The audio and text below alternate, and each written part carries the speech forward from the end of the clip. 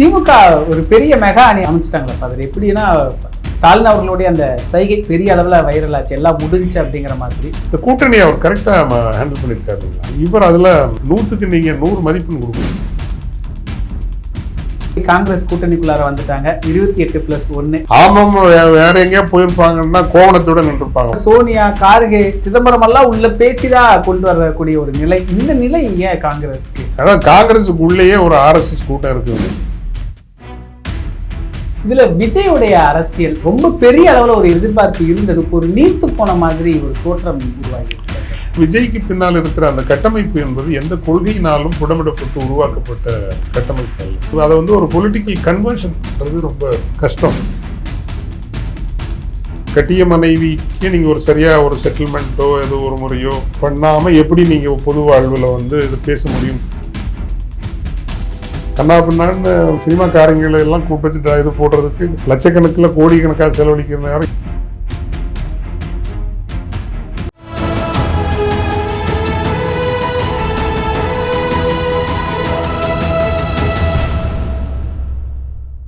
தமிழ் நிறம் நேயர்களுக்கு வணக்கம். இன்று நம்முடைய ஃபாதர் ஜெகத் கஸ்பர் அவர்கள் இணைந்துள்ளார். ஃபாதர் வணக்கம். ஃபாதர் வணக்கம். எப்படி இருக்கிறீங்க ஃபாதர்? நல்லா இருக்கு. தமிழக அரசியல் களம் தேர்தல் நெருங்கி விட்டது, பல மாற்றங்கள். கிட்டத்தட்ட பெரிய போராட்டத்துக்கு பின்னாடி காங்கிரஸ் கூட்டணிக்குள்ளார வந்துட்டாங்க 28+1. எப்படி பாக்குறீங்க ஃபாதர்? ஆமாம், வேற எங்கேயா போயிருப்பாங்கன்னா கோவணத்தோட நின்றுப்பாங்க. மன்னிக்கணும் தப்பான வார்த்தையை சொல்றதுக்கு. ஒழுங்குமரியாதையான ஒரு முடிவு எடுத்திருக்காங்க. களம் எப்படி இருக்குது அப்படிங்கிறது இல்லாமல் காலத்தினுடைய தேவை என்னங்கிறதையும் புரியாமல் வந்து நாங்கள் அந்த காலத்தில் ரொம்ப ஆண்டவங்க, இப்போ நாங்கள் இல்லைன்னா திமுக ஆட்சிக்கு வந்துடுமா, இப்படியெல்லாம் சவடால் பேசிட்டு சுற்றுறதெல்லாம் ஓவர் பேசிட்டு இருந்தாங்க. பட் பரவாயில்ல, வந்தது அவங்களுக்கும் நல்லது, தமிழ்நாட்டுக்கும் நல்லது அப்படின்னு நான் நினைக்கிறேன். பெரிய போக்கு காமிச்சாங்க ஃபாதர். கிட்டத்தட்ட சோனியா, கார்கே, சிதம்பரம் எல்லாம் உள்ள பேசிதான் கொண்டு வரக்கூடிய ஒரு நிலை. இந்த நிலை ஏன் காங்கிரஸ்க்கு? அதான் காங்கிரஸுக்குள்ளேயே ஒரு RSS கூட்டம் இருக்குதுங்க. அதான் நான் எப்போவுமே சொல்கிறேன் இல்லை, காங்கிரஸ் அந்த காலத்திலேருந்தே RSSோட வாடகை வீடு. சொந்தமாக பிஜேபின்னு வீடு கட்டி அவங்க தனியாக இப்போ ஆட்சியை பிடிச்சிட்டாங்க. அதே கும்பல் அங்கே இருக்க தான் செய்யுது. இன்றைக்கும் திமுக மேலே நீங்கள் யோசித்து பாருங்களேன். கலைஞருடைய ஆதரவு இல்லாமல் அவங்க ஒன்றியத்தில் ஆட்சி அமைச்சிருக்க முடியாது. இவங்க என்ன சொல்லுவாங்கன்னா, எங்களால் தானே நீங்கள் மத்திய அமைச்சராக நீங்கள் நல்லா சம்பாரிச்சிங்க அப்படின்லாம் அவங்க காங்கிரஸ்காரங்க சொல்லுவாங்க. பட் இங்கே இருக்கிற காங்கிரஸ் அவங்க சொந்தமாக ஜெயித்துட்டு போய் அங்கே மந்திரிகளாக இருந்தாங்களா? இல்லை. ஸோ அப்போவே ஒரு இவ்வளவு எந்த நிபந்தனையமற்ற ஆதரவு வழங்கிய ஒரு மூத்த தலைவரின் மகளை நீங்கள் வந்து ஜெயிலில் பிடிச்சி வச்சிங்க. இது பிஜேபி பண்ணாது, உண்மையிலே பண்ணாது. நீங்கள் நிபந்தனையற்ற ஆதரவு வழங்கி கொண்டிருக்கிற ஒருத்தரை வந்து அது பாதுகாக்கும், உண்மையிலே பாதுகாக்கும். ஸோ அதனால் இவங்களுடைய அட்டகாசம் அழிச்சாட்டியெல்லாம் நீங்கள் அதில் எவ்வளோ ஈவிரக்கம் இல்லாமல் ஈழத்தமிழ் போராட்டத்தை அழித்து முடித்தாங்க இல்லையா? இதெல்லாம் நம்ம பேசாமல் இருக்கிற காரணம் வேறு நாட்டினுடைய ஜனநாயகத்துக்கு அவங்க நிறைய பங்களிப்பு செய்திருக்காங்க. உண்மையிலே இந்த நாடு ஒரு ஜனநாயக நாடாக இருந்ததற்கும் தொடர்வதற்கும் காங்கிரஸினுடைய பங்களிப்பு அது வரலாற்று பங்களிப்பு. அதுவும் ஒரு முற்போக்கான ஒரு ஜனநாயக நாடாக. அப்புறம் அந்த ஜவஹர்லால் நேரு காலத்திலிருந்து பொதுத்துறை நிறுவனங்களை உருவாக்கியதாக இருக்கட்டும், ரொம்ப முக்கியமாக அந்த right to information, right to education, இப்படி மிக மிக பாரதூரமான நன்மைகளை தரக்கூடிய பல திட்டங்களை காங்கிரஸ் கொண்டு வந்த காரணத்தினால்தான் நம்ம அனைத்து இந்திய அளவில் காங்கிரஸை இன்றைக்கும் நம்ம பாராட்டுறோம். அவங்க இருக்கணும், அழிஞ்சிடக்கூடாதுன்னு நம்ம பதட்டப்படுறோம். அப்போது இன்றைக்குள்ள காலகட்டங்கிறது உங்கள் ஆர்கனைசேஷன் வந்து சுத்தமாக இல்லை. இந்த ஆர்கனைசேஷனை வச்சுட்டு நீங்கள் இவ்வளவு படமெல்லாம் காட்ட முடியாது. காட்டுறதுக்கான என்னதான் நீங்கள் குறை சொன்னாலும் இன்றைக்கும் அதிமுகங்கிறது ஒரு ஆர்கனைசேஷன் தான். அது வலுவான ஆர்கனைசேஷன். இன்றைக்கும் கடைசி கிராமம் வரைக்கும் ஒரு அரை மணி நேரத்தில் உங்களுக்கான தொடர்பை உருவாக்கணும்னா தமிழ்நாட்டில் அவர்களால் தொடர்பு உருவாக்க முடியாத ஒரு கிராமம் கூட இல்லாமல் இல்லை. புரியுதுல நான் சொல்ல வர்றது? புரியுது. ADMK is still a very powerful organisation. அரை மணி நேரத்துக்குள்ள இது தமிழ்நாட்டினுடைய அனைத்து கிராமங்களையும் அவங்க வந்து ஒரு நம்ம கொடி பறக்கணும்ப்பா, இன்னைக்கு வந்து வீட்டுக்கு மேலே கொடி பறக்கணும்னா அனைத்து கிராமங்களிலும் தங்கள் கொடியை பறக்க வைக்கிற ஒரு ஆற்றல் அரை மணி நேரத்தில் மொபிலைஸ் பண்ணுற அளவுக்கு அவங்களுக்கு ஆர்கனைசேஷன் இருக்குது. திமுகவுக்கு அது மாதிரி ஆர்கனைசேஷன் பலம் இருக்குது. ஆர்கனைசேஷன் பலம் மட்டும் இல்லைன்னா இவ்வளவு உறுதியாக போகிறதா இருந்தால் போங்கன்னு சமிக்ஞை காட்ட முடியுமா? முடியாதுல்ல. அப்போது உங்களுக்கு இன்னைக்கு ஆர்கனைசேஷன் இல்லை, தலைவர்கள் தான் இருக்கிறீங்க, தலைவர்கள் நிறைய இருக்கீங்க. ஆர்கனைசேஷன் இல்லைன்னா அளவோட பேசணும். அதனால தான் நம்ம அவரவர் பலம் அறிந்து பேசுவது தானே அழகு இல்லையா? அதனால அவங்க கொஞ்சம் ஓவராக பேசினாங்க. இப்போ எதுவும் கூட்டணிக்கு வந்திருக்கிறதுல ரொம்ப சந்தோஷம். திமுக ஒரு பெரிய மெகா அணி அமைச்சிட்டாங்களா ஃபாதர்? எப்படின்னா ஸ்டாலின் அவர்களுடைய அந்த சைகை பெரிய அளவில் வைரல் ஆச்சு, எல்லாம் முடிஞ்சு அப்படிங்கிற மாதிரி ஒரு கம்ஃபர்டபுள் பொசிஷனுக்கு வந்துட்டாங்க. ஆமாம். அதில் இப்போ ஸ்டாலின் அவர்களுக்கு நீங்கள் கலைஞரை விட அதிகமான மதிப்பெண் கொடுக்க முடியும்னா இந்த கூட்டணியை அவர் கரெக்டாக ஹேண்டில் பண்ணியிருக்காரு இல்லைங்களா? எந்த பிரச்சனைக்குமே கலைஞராக சில நேரம் கிட்டக்க இருக்கிற அந்த பெருசுங்க ஏதாவது காதில் போட்டு விட்றது அவர் கொஞ்சம் வாங்கிக்குவாருன்னு வச்சுங்களேன். இவர் அதில் 100க்கு நீங்கள் 100 மதிப்பெண் கொடுக்கலாம். அந்த கூட்டணிகளை மதிப்போடு கையாண்டு அவர் இப்போ உள்ள எல்லா தேர்தல்லையும் ஏதோ ஒரு எல்லாம் ஒரு கூட்டணியை மேனேஜ் பண்ணி வச்சுருந்துருக்காரு. ஸோ இது ஒரு மிக வலுவான கூட்டணி, மிக மிக வலுவான கூட்டணி. அது அவருடைய தேர்தல் களத்தில் திமுகவினுடைய கூட்டணியினுடைய சாதக நிலையை அது இன்னும் அது முன்னகர்த்துகிறது அப்படின்னு தான் நம்ம பார்க்கலாம். இன்னொரு கட்சினா அதிமுக, அது ஒரு மெகா அலைன்ஸ்னு அறிவிச்சவரே எடப்பாடி தான். பாஜக நினைச்சிருந்தா தேமுதிக கொண்டு வந்திருக்கலாம், ஓபிஎஸ் கொண்டு வந்திருக்கலாம், சசிகலா கொண்டு வந்திருக்கலாம். எதுவும் இல்லாம ஒரு நிலை, என்ன காரணம்? இல்லை, அதாவது அதில் முழுக்க முழுக்க நீங்கள் எடப்பாடி பழனிசாமி அவர்களை குறை சொல்ல முடியாது. அது புதுடெல்லி அரசியலின் பாஜக ஆர்எஸ்எஸ் அரசியலினுடைய ஒரு நெடுந்தூர அரசியல் கணக்கினுடைய ஒரு அங்கம். அந்த அங்கம்தான் 2 திராவிட கட்சிகள் இருக்கக்கூடாது. ஒரு தேசிய கட்சி, ஒரு மாநில கட்சி. அந்த தேசிய கட்சியை முன்னாடி காங்கிரஸ் இருந்தது. காங்கிரஸ் அகற்றி விட்டு பிஜேபி அந்த இடத்துல வரணும். அப்படி வரணும்னா முதலில் ஒரு கட்சியை பலவீனப்படுத்த வேண்டும், அடுத்த கட்சியும் பலவீனப்படுத்த வேண்டும். களத்தை பாக்கெட்டாக நீங்கள் உருவாக்கணும். இதே கணக்கு தான், இதே விளையாட்டு தாங்க பீகார் விளையாட்டு, இதே விளையாட்டு தான் மகாராஷ்டிரா விளையாட்டு. ஸோ ஜாதியை பயன்படுத்தி, மதத்தை பயன்படுத்தி, இது மாதிரி திரை ஆளுமைகளை பயன்படுத்தி யாரும் ஒரு அளவுக்கு மேலே வளர்ந்துடக்கூடாது. அதே நேரம் நம்ம கட்டுப்பாட்டுக்குள்ளே களம் இருக்கணும். இவங்க இருக்கணும்னு இல்லை, அவங்க சொல்கிறபடி கேட்கலன்னா அங்கே தொந்தரவு கொடுப்போம். அதனுடைய அடிப்படையில் இப்போ அதிமுகவை பலவீனப்படுத்துவது என்பது அமைப்பு ரீதியாகவும் அரசியல் ஒரு தேர்தலை வெல்லுகின்ற அந்த அது இருக்கு இல்லைங்களா, அதனுடைய அடிப்படையிலையும் பலவீனப்படுத்துவது என்பது ஆர்எஸ்எஸ் பாஜகவினுடைய ஒரு கொள்கை முடிவு. அதை நல்லா செய்திருக்காங்க. அந்த ட்ராப்புக்குள்ள தப்பிக்க தெரிஞ்சு களம் ஓட்டி இருந்தால் எடப்பாடி மிகப்பெரிய தலைவராக வளர்ந்திருப்பார். அந்த இடத்துல அவர் கோட்டை விட்டார். அதில் அவர் ஓபிஎஸோட ஒரு அனுசரித்து போயிருக்கணும். தினகரன் அவர் இருந்துட்டு போட்டுமே, இவங்க டாமினேட் பண்ணுவாங்க நாளைன்னு டாமினேட் பண்ணிட்டு போட்டு. நான் சொல்கிறது, நீங்கள் எல்லாம் ஒரு சிஎம்மாக இருக்கிற அளவுக்கு உங்களுக்கு நீங்கள் அவ்வளவு பெரிய அறிவு செழுமையும் அரசியல் புரிதலும் அல்லது தமிழ் இனத்தை இன்னொரு இடத்துக்கு கொண்டு போய் நிறுத்துகிற அளவுக்கான இதெல்லாம் உள்ளவங்களா நீங்கள்? இல்லைல்ல. உங்களெல்லாம் அந்த இடத்துல வச்சு சிஎம் போஸ்ட்டில் வச்சு அழகு பார்த்த கட்சி தானே அதிமுக இல்லையா? கட்சிக்கு விசுவாசமாக இருக்கணுமா இல்லையா? இப்போ நீங்கள் என் சர்ச்சுக்குள்ளே நீங்கள் கேட்டு பாருங்க, நான் இந்த பிஷப்பு உள்ளுக்குள்ளே நான் கடுமையாக சண்டை போடுவேன். நட்புக்கு மட்டும்தான் மரியாதை கொடுப்பேனே தவிர சும்மா அவங்க தொப்பியை வச்சுட்டு கோலை பிடிச்சி நடக்கிறாங்கிறக்காரெல்லாம் நான் மரியாதைலாம் கொடுக்கறது கிடையாது. அவங்களுடைய தகுதிக்கும் நட்புக்கும் தான் நான் மரியாதை கொடுப்பேன். பட் வெளியே எங்கேயாவது ஒருத்தரை பற்றி நான் தப்பாக பேசுவேன். ஏன்னா இன்னைக்கு இந்த இடத்துல உட்காந்து நான் இவ்வளவு தமிழும் பேசுகிறேன், ஆங்கிலமும் பேசுகிறேன், உலக அறிவை உள்வாங்கி கொண்டு என்னால் எடுத்து சொல்ல முடிகிறது என்றால் இது எனக்கு திருச்சபை என்கின்ற அந்த நிறுவனம் தந்த கல்வி, என்னை உருவாக்கியது. அது போட்ட பிச்சை தானே. இதை விட்டுட்டு நான் உள்ளுக்குள்ளே நான் பெரிய சண்டை போடுவேன், பெரிய சண்டைக்காரன். ஆனால் வெளியே இடத்துல வேறு யாராவது இதை அட்டாக் பண்ணுவாங்கன்னா நான் விட்டு கொடுக்க மாட்டேன். ஆனால் என்னை ஆளாக்கி என்னை உருவாக்கிய நிறுவனம். இப்போது இந்த நீர்க்கோல வாழ்வை நச்சின்னு கும்பகர்ணன் ராமன் பக்கம் வாடான்னு பேரம் பேச போகிறப்ப அவன் சொல்லுவான்ல, வா எல்லாம் தெரியுது, நீ சொல்கிறதெல்லாம் சரிதான், ஆனால் இந்த உடம்பு என் அண்ணன் போட்ட சோறு, நாளைக்கு அவன் களத்தில் அவன் விழுந்து கிடக்கிறப்போ தம்பி கூட இல்லாமல் விழுந்து கிடந்தான்னு சொல்லக்கூடாது, நானும் அவங்க கூட தான் விழ போகிறேன் போ. அந்த விசுவாசம் இருக்குது பார்த்தீங்களா? சரி தப்புங்கிறது வேற. ராவணன் செய்கிறது சரியா தப்பாங்கிற விவாதத்துக்கே வரல. யார்? கும்பகர்ணன். அந்த விவாதத்துக்கே வரல. இந்த உடம்பு அவன் போட்ட சூரியா, தம்பி கூட இல்லாமல் அவன் போர்க்களத்தில் தனியாக விழுந்து கிடந்தான்னு நாளைக்கு வரலாறு பழிக்கக்கூடாது என் அண்ணனை. அப்படி இல்லை ஒவ்வொரு அதிமுக தலைவரும் இருக்கணும். இந்த கட்சி போட்ட பிச்சையில் தானே நான் அமைச்சராக இருந்தேன். 5 லட்சம் 10 லட்சம் கூட தேராத நான் 5000 10,000 கோடின்னு வளர்ந்தேன். அந்த உணர்வு நிறைய பெருசுங்களுக்கு இல்லைங்கிறது it's a character of the people.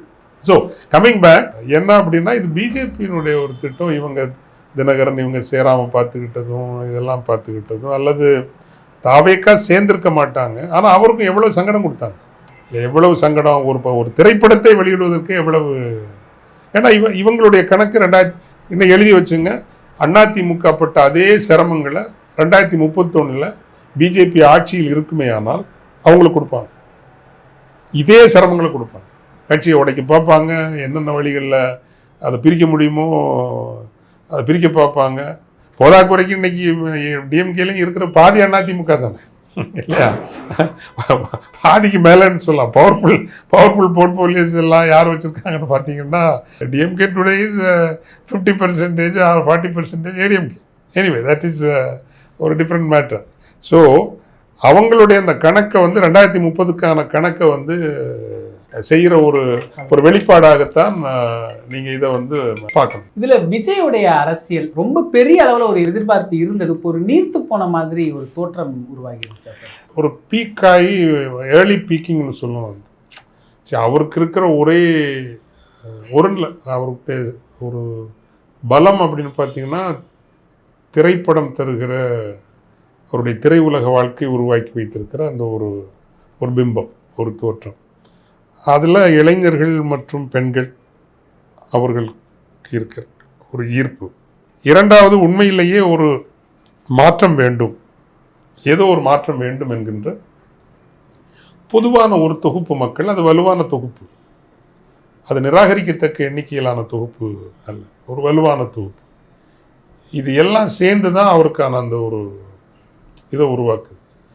ஆனால் நீங்கள் கொள்கையால் புடமிடப்பட்ட அமைப்பு, கட்டமைப்பு, ஆர்கனைசேஷன். இன்னைக்கு அயோத்தியில் ஈரானில் காமேனி கொல்லப்பட்டாலும் கூட ஆட்சி அமைப்புன்னு செதறலையே. சரியோ தவறோ அந்த கொள்கையை நம்புகிற ஒரு பெரிய கட்டமைப்பு இருக்கிறது. ஆனால் விஜய்க்கு பின்னால் இருக்கிற அந்த கட்டமைப்பு என்பது எந்த கொள்கையினாலும் புடமிடப்பட்டு உருவாக்கப்பட்ட கட்டமைப்பு அல்ல. அது இருந்தால் தான் படப்படப்படன்னு நீங்கள் அதை கன்வெர்ட் இன்டு பொலிட்டிக்கல் ஒரு ஹார்வெஸ்டிங்காக மாற்ற முடியும். அரசியல் அறுவடையாகவும் அரசியல் உருப்படிகள்னு சொல்லுவோம், இன்ஃப்ராஸ்ட்ரக்சராகவும் மாறணும்னா அந்த ஒரு இது வேணும். அது டெஃபினட்டாக இல்லை. அதனால் அது ஒரு பீக்காக இப்படி ஸ்டாக்னேட் ஆகத்தான் செய்யும். இன்னொன்று, இப்போ எம்ஜிஆர் அவர்கள் இதே திரை ஒரு பின்புலத்தோடு தான் வந்தாலும் கூட அவர் திராவிட இயக்கத்தோடு வளர்ந்து வந்தவர். எனவே திராவிட இயக்க அரசியலில் புடமிடப்பட்டு இருந்த பல நூற்றுக்கணக்கானவர்கள் அவருடைய கட்சியை கட்டியெழுப்புவதற்கு நின்றார்.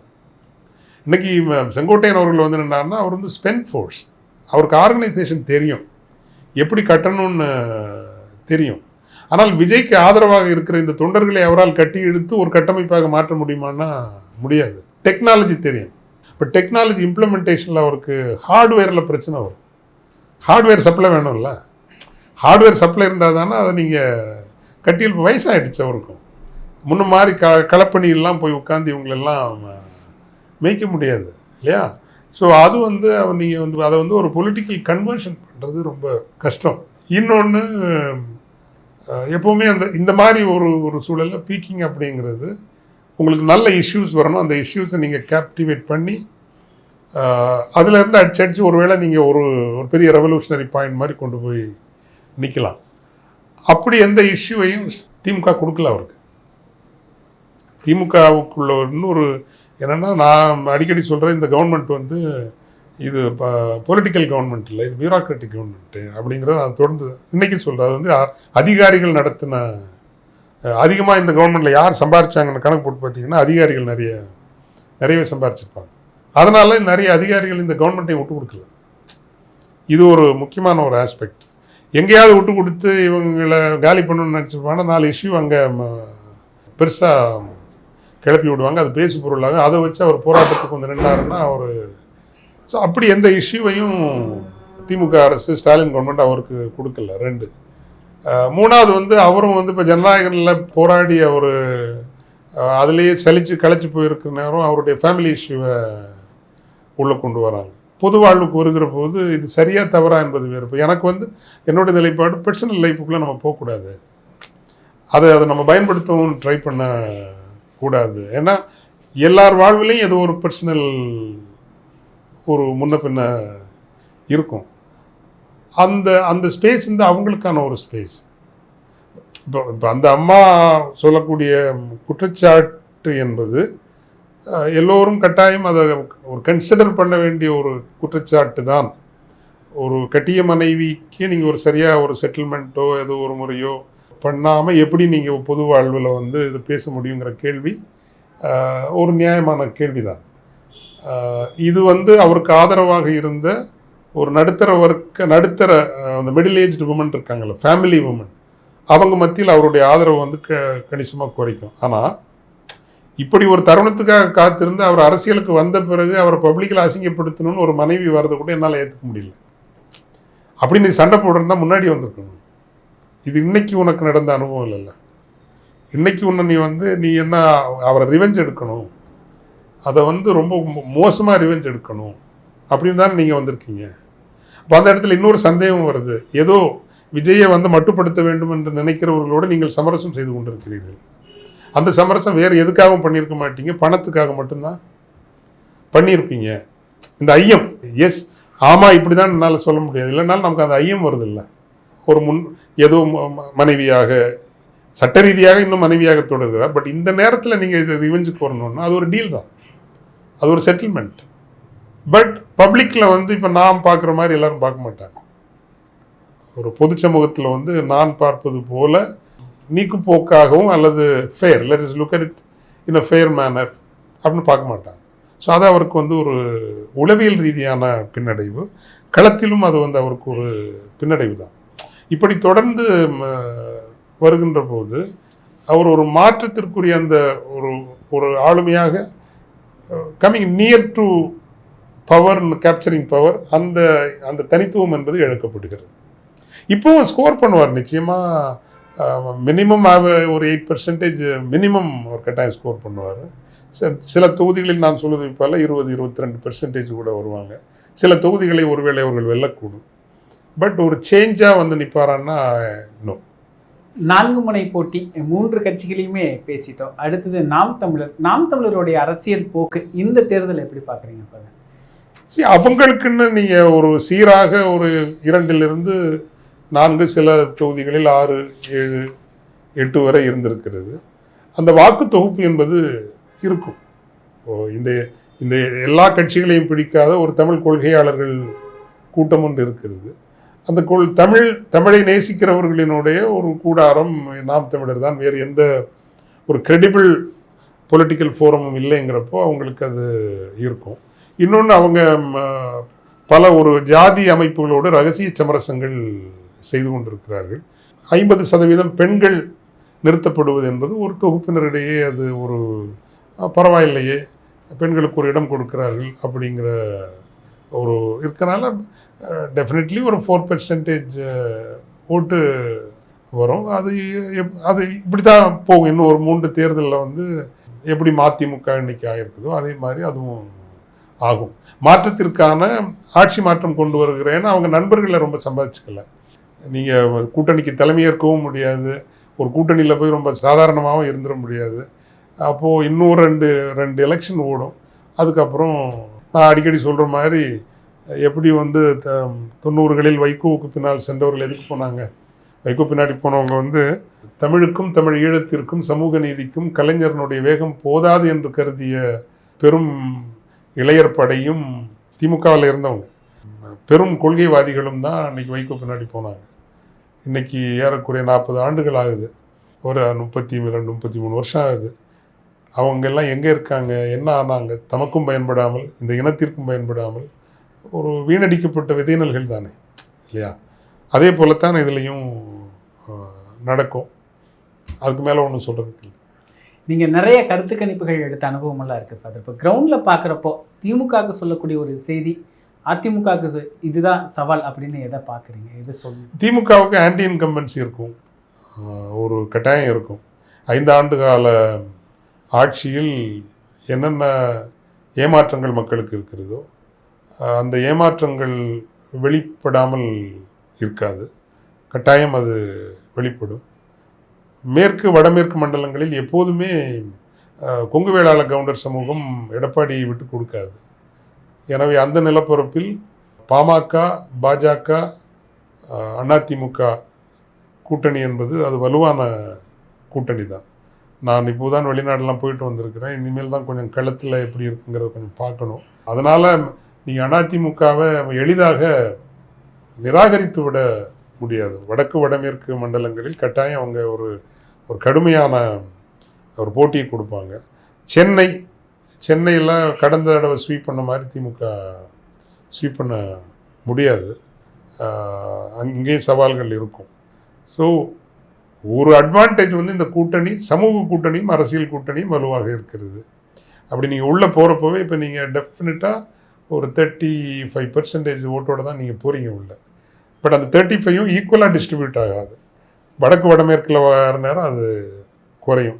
இதெல்லாம் சயின்டிஃபிக்காக கணக்கு போடாமல் இருக்க மாட்டாங்க. அவங்க கட்டாயம் ஒவ்வொரு தொகுதியையும் துல்லியமாக பார்த்துருப்பாங்க. இதை கணக்கில் வச்சு நான் மீண்டும் மீண்டும் சொல்வதை போல் கடந்த தேர்தலில் 1000 10,000 வாக்குகள் அந்த டிஃப்ரென்ஸில் வென்ற தொகுதிகள் எல்லாம் மேப் பண்ணி அது அப்படி போட்டாலே உங்களுக்கு ஒரு 70 தொகுதிக்கு மேலே வந்துடும். அந்த 70 தொகுதிகளையும் கவனப்படுத்தி வேலை செய்யாமல் விட்டீர்கள் என்றால் ஒருவேளை உங்களுக்கு ஆச்சரியங்கள் வரும். அதிமுகவை பொறுத்தவரையில் எப்படி அந்த வாழ்வாசாவாங்கிற ஒரு போராட்டம், குறைஞ்சபட்சம் போன தேர்தலில் வென்ற அதே அளவு தொகுதிகளை வென்றால்தான் ஒரு கட்சியாகவே நீங்கள் இருக்க முடியும். இல்லைன்னா பிஜேபி உங்களை அப்படி சுவாகா பண்ணி முடிச்சிடும். அதனால் உங்கள் இருப்புக்காக நீங்கள் போராடுங்கள் அப்படின்னு தான் இன்றைக்கி இருக்கிற நிலைமையில் வந்து நான் ஆய்வு செய்யலை. பட் ஓரளவுக்கு பல்ஸ் பார்க்கணுன்னா இது டிஎம்கே அலையன்ஸ் தான் வரக்கூடிய ஒரு சூழ்நிலைன்னு நான் நினைக்கிறேன். ஆனால் அதிமுக வந்து கடுமையாக போராடி கடந்த தேர்தலில் வென்ற தொகுதிகளை கூட வெல்லவில்லை என்றால் அது பாஜகவால் முற்றாக அழிக்கப்படும், நிர்மூலமாக்கப்படும். இறுதி கேள்வி ஃபாதர், நெடுநாளாக கேட்கக்கூடிய ஒரு கேள்வி, விஜய் யாரை பாதிக்கிறார், அதிமுகவா திமுக? 2 பேரையும் சமமாக பாதிக்கிறார். அதில் இவர் தான் அதிகம் பாதிக்கிறார், அவங்கள தான் அதிகம் பாதிக்கிறார் அப்படிங்கிறது இல்லை. 2 பேரையும் சமமாக பாதிக்கிறாரு.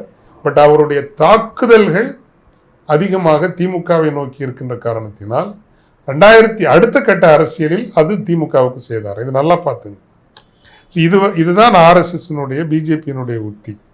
யார் முதன்மையாக எதிரியாக இருப்பார்களோ அவர்களை நீங்கள் சேதப்படுத்துவது, இது வந்து மிக முக்கியமான உத்தி.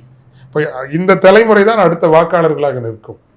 அப்படி நிற்கிற போது சீமானை பயன்படுத்தி, சீமானுக்கு ஆர்எஸ்எஸ் ஃபண்ட் பண்ணாங்க. இதை இன்னைக்கு வரைக்கும் அவர் எனக்கு இந்த சேலஞ்சை பொது மேடையில் வந்து விவாதிக்கிறதுக்கு வரல. இன்றைக்கும் சொல்கிறேன், பொது மேடையில் இதை பற்றியெல்லாம் பேசுவோமா அப்படின்னு இன்றைக்கி நான் சொல்கிறேன். ஏன் நம்ம சொல்கிறோம் ஏதோ பொறாமை இருக்குன்னு. இது எப்படி தொடங்கணும், இந்த அமைப்பை எப்படி தொடங்கணும், எந்த நோக்கத்துக்காக தொடங்கணும், எப்படி வந்து கடைசியில் அது இந்திய தமிழக உளவுத்துறைகளால் கையாளப்பட்டு இவர் கொண்டு வரப்பட்டார். அன்னைக்கு அதிமுக மேடையில் பேசுகிறதுக்கு 5000 10,000 25,000 50,000 எப்படி ஒவ்வொரு மேடையில் பேசுகிறதுக்கும் காசு கேட்குது. இது எல்லாமே தெரிஞ்சதுனால தான் வந்து நீ தமிழுக்காக பேச வரேன்னா சுத்தமாக இரு, சாதாரண அரசியல் பண்ணால் பண்ணிட்டு நீங்கள் போங்க. பட் இனத்துக்காகவும் மொழிக்காகவும் நீங்கள் பேசுவதற்கும் அதை வைத்து அரசியல் செய்ய வருகிற போது தூய்மையாக இருங்கிறது என்னுடைய வந்து ஒரு ஒரு என்ன சொல்கிறது, இன்னைக்கு வரைக்கும் நான் வந்து 40 இது பெருமைக்காக சொல்கிறது இல்லை. ஒரு மேடையில் கூட தமிழ் பேச அழைப்பதற்கு நான் கேட்டு காசு வாங்கினது கிடையாது. பயிற்சிக்காக போகிற நேரம் கூட அது நீங்கள் கேட்குறீங்க. இன்னைக்கு வரைக்கும் சொல்கிறோம் வந்து என்னுடைய தமிழ் மேடை வாழ்க்கைங்கிற 40 வருஷங்க. 40 வருஷம் தமிழ் மேடை வாழ்க்கை. ஒரே ஒரு இடத்துல தான் வந்து எனக்கு தெரியாமல் ஒரு ரோட்டரி ஃபங்க்ஷனுக்கு காசு போட்டு விட்டாங்க, என்னுடைய அக்கௌண்ட்டை வாங்கி போட்டு விட்டுருக்காங்க. பட் நான் எங்கேயும் தமிழ் பேசி நம்ம காசு வேணாம், அப்படி ஒரு இது வேணாம். தமிழ் தான் நமக்கான அடையாளத்தை கொடுக்குது. ஃபாதர் தமிழ் நல்லா பேசுகிறாரு, எனக்கு ஒரு அடையாளமும் எனக்கு ஆளுமை சிலிர்ப்பும் ஆளுமை ஆழமும் தந்த ஒரு மொழி என் தாய். ஆனால் சில நேரம் இருக்கும் கண்ணா பின்னான்னு சினிமாக்காரங்களை எல்லாம் கூப்பிட்டு வச்சு இது போடுறதுக்கு லட்சக்கணக்கில் கோடிக்கணக்காக செலவழிக்கிற நேரம் எதுக்கு நம்ம போய் உங்களுக்கு சும்மா பேசிட்டு வர வேண்டிய சில நேரத்தில் ஏதாவது சேரிட்டி ஆர்கனைசேஷனுக்கு கொடுத்து விடுங்க, பிள்ளைங்களோட படிப்புக்கு உதவியாக இருக்குன்னு சில இதெல்லாம் சொல்லியிருக்கிறேன்னு வச்சுங்க. ஸோ தமிழ் இனம்னு பேச வரப்போ நீங்கள் வந்து கரெக்டாக இருக்கக்கூடாது. அதை வச்சு நீங்கள் அது என்னோட ஒரு ஒரு நிலைப்பாடுன்னு வச்சுங்களேன். சரி, அதை விடுங்க, நீங்கள் கேட்டு இவங்களுக்கு. ஸோ அவரை யூஸ் பண்ணி பெரியாரை செதைச்சாங்க, அவரை யூஸ் பண்ணி திமுக தான். திமுகவை நீங்கள் பெரிய உலக்க வச்சு அடி, எடப்பாடியை வந்து ஆமாம் திமுகவை கடப்பாறை வச்சு குத்து, அதிமுக வந்து குச்சி வச்சு அடி, ஆர்எஸ்எஸ் பிஜேபி அதுலேயும் குறைஞ்ச குச்சியை வச்சு அடிங்கிற ஒரு, அதனால் எல்லாரையும் நான் எதிர்க்கிறேன்னு ஒரு வேஷம் போட்டுக்க.